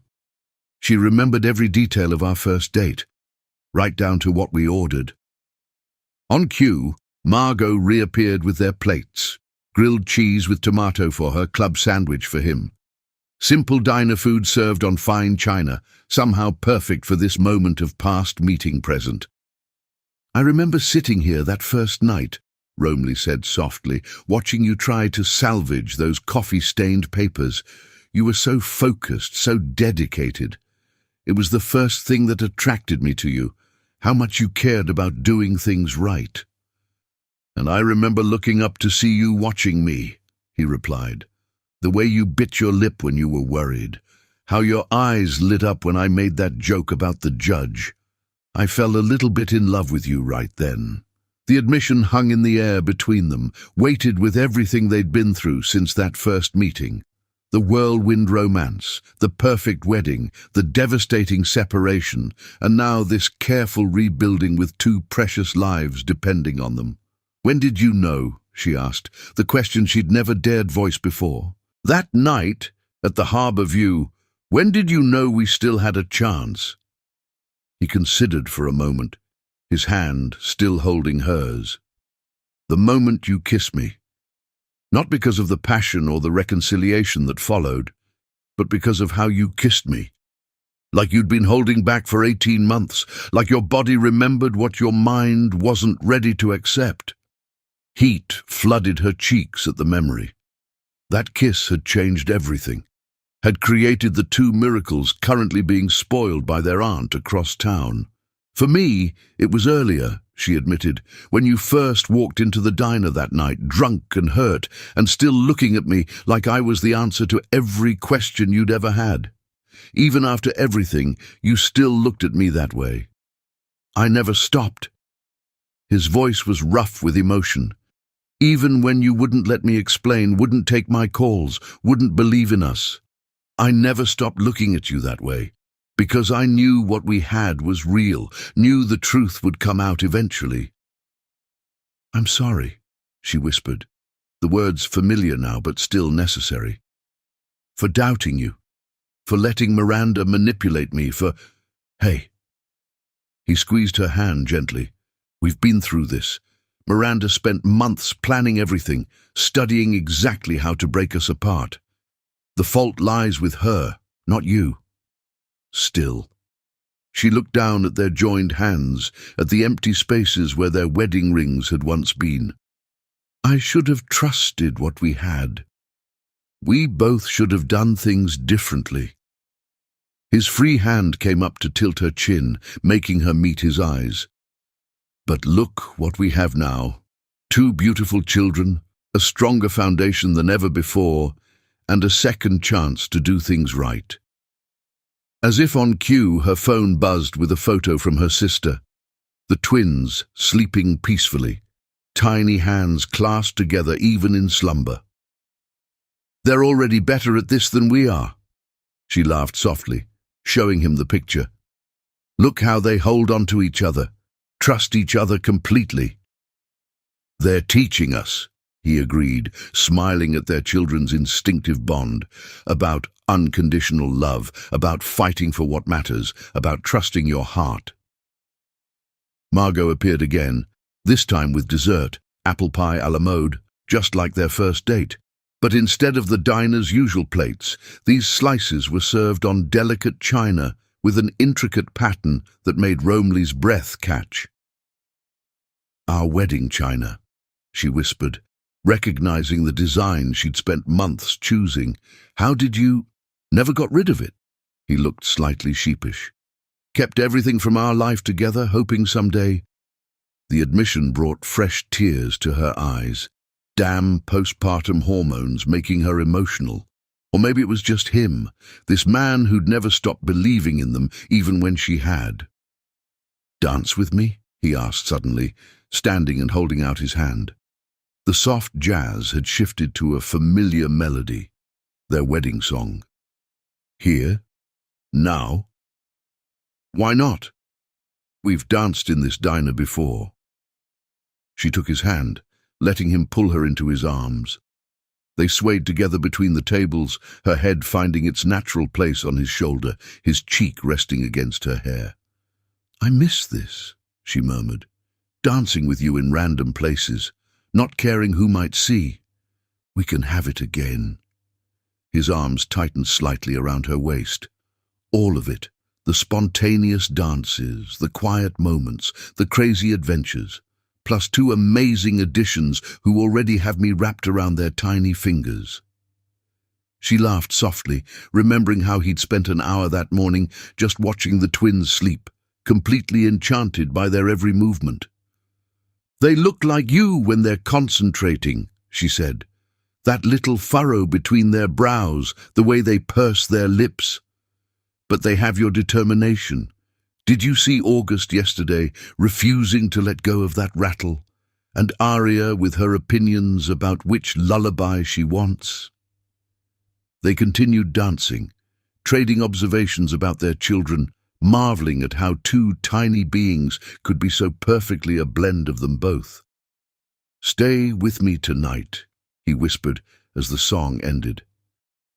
Not in the guest room, not because of the twins needing care. Stay with me because you want to, because we're ready to take that step. She pulled back slightly to look at him, seeing the vulnerability beneath his quiet confidence. They'd been sharing a house but keeping careful distance, focusing on the twins and their gradual reconciliation. "Are we?" she asked softly. "Ready?" "I think we've been ready since that night at the harbour view." His hand came up to cup her cheek. We just needed time to prove it to ourselves.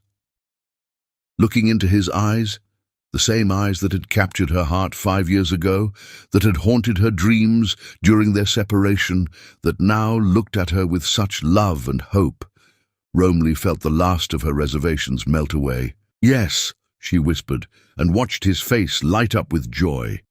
"But we need to get home to the twins first." "Already planned for?" He grinned, pulling out his phone to show a message from her sister. "They're staying with their aunt tonight. She insisted we take our time remembering how to be us." "Sneaky," she accused, but couldn't help smiling. "You had this all arranged?" "Hoped," he corrected. "I've learned not to take anything for granted. Every moment with you, with our children, is a gift I thought I'd lost forever." The simple honesty of his words touched her heart. This was the man she'd fallen in love with, passionate but patient, determined but gentle, always putting their happiness first. "Take me home," she said softly, and watched his eyes darken with remembered passion and new promise. As they left the diner, Margot's knowing smile following them out, Romley felt peace settle over her. They'd begun here years ago, found each other again in this same space, and now were starting a new chapter surrounded by memories and possibilities. The neon lights cast their familiar glow as they walked to the car, hand in hand. But this time, instead of goodbye, they spelled out hello, to second chances, to renewed love, to a future brighter than any they'd imagined before. Chapter 12. Full circle. Their second wedding was nothing like their first. No grand church, no hundreds of guests, no elaborate decorations. Just them, their 6-month-old twins, and their closest family gathered at Angelo's diner, where it all began. The familiar neon lights cast a warm glow through windows, now adorned with fairy lights. White roses and baby's breath transformed the vintage booths into something magical. Aria and August, dressed in matching white outfits, sat contentedly in their grandmother's arms, somehow understanding the importance of the moment. Romley wore a simple cream dress that flowed around her curves, her short curls adorned with tiny flowers. Zale couldn't take his eyes off her as she walked down the makeshift aisle between the diner's tables, carrying a bouquet of yellow roses. The same colors from their first wedding, but this time with 2 tiny rosebuds representing their children. Margot had outdone herself transforming the diner. Their old booth, where Zale had first proposed years ago, now held the wedding cake. The counter where they'd first met was decorated with photos telling their story, from that first coffee-stained encounter through the twins' birth, documenting every step of their journey back to each other. "I have a confession," Zale said during their first dance, holding her close as their favorite jazz song played softly. "I wasn't actually drunk that night at the diner. Well, maybe a little, but I knew exactly what I was doing." Romley looked up at him, remembering that pivotal night when he'd returned to her life. "What do you mean?" "I'd seen you working there weeks before," he admitted. "Started taking every case downtown just to drive past. That night, I finally worked up the courage to come in. The drinks with colleagues were just for show." "I know." Her smile was both tender and amused. "Your coffee cup was full of water after the first hour. I was your waitress, remember?" He laughed, pulling her closer. "Always one step ahead of me." "Not always," she murmured, watching their twins now dozing in their matching carriers. "But we got here eventually." The diner's regulars had insisted on attending, creating an atmosphere of community and celebration. Even some of Zale's colleagues came, those who had stood by him during the separation and supported their reconciliation. Miranda's absence was notable, but necessary. Her disbarment had been finalized, her manipulation exposed. But in an odd way, they had her to thank for this stronger version of their love, one tested by fire, proven unbreakable. "We've wasted enough time," Zale whispered as they swayed to the music. "No more mistakes." "No," she agreed, pulling him down for a kiss that tasted of promise and forever. "Just second chances." The twins chose that moment to wake, demanding attention in perfect synchronization. Romley moved to get them, but their grandmother was already there, expertly soothing them back to sleep. "They're giving us this moment," Zale smiled, drawing her back into his arms. "Smart kids." "Like their father," she teased. "Strong, like their mother," he countered, his voice softening. "Beautiful and determined and absolutely perfect." The fairy lights twinkled above them, creating a magical atmosphere in the familiar space. Their wedding bands, the originals, never truly abandoned, caught the light as they danced, symbols of a love that had endured separation, misunderstanding, and pain to emerge stronger. Later, as they cut their cake, served on the same china plates from their first date, Romley looked around at their gathered loved ones. Her sister holding Aria, his brother entertaining August, Margot watching it all with satisfied pride. This was family, built not just of blood but of choice and circumstance and unwavering love. "Happy?" Zale asked softly, his arm around her waist. "Perfect," she replied, leaning into him, "though I do have one more surprise." His eyebrows rose as she guided his hand to her stomach, still flat but holding a new secret. His eyes widened with understanding, just as Aria and August let out simultaneous happy squeals, as if approving the news of their future sibling. "Really?" His voice cracked with emotion. "Really?" she confirmed. "Apparently that night after our first real date back here." His kiss cut off her words, drawing cheers and whistles from their guests. When they parted, his eyes shone with tears of joy. "I love you," he said simply. "All of you, more than I could ever express." "Show me," she whispered. "We have the rest of our lives." The diner's neon lights painted their world in shades of possibility as they danced again, surrounded by family and love. Their journey had begun here between coffee cups and case files, had weathered storms of separation and misconception, and now had brought them full circle. But this wasn't an ending. This was a new beginning, written in the sleepy smiles of their twins, in the subtle swell of coming joy, in the promises they'd made and kept, and would keep making every day forward. As night fell outside Angelo's diner, casting the familiar streets in darkness, the light inside grew stronger. It shone in Zale's eyes as he held his family close, in Romley's smile, as she watched their children charm their guests, in the simple gold bands that marked not just a marriage, but a triumph of love over lies, of truth over deception, of hope over hurt. They had come home, not to a place, but to each other, and this time they were here to stay. Subscribe if you loved.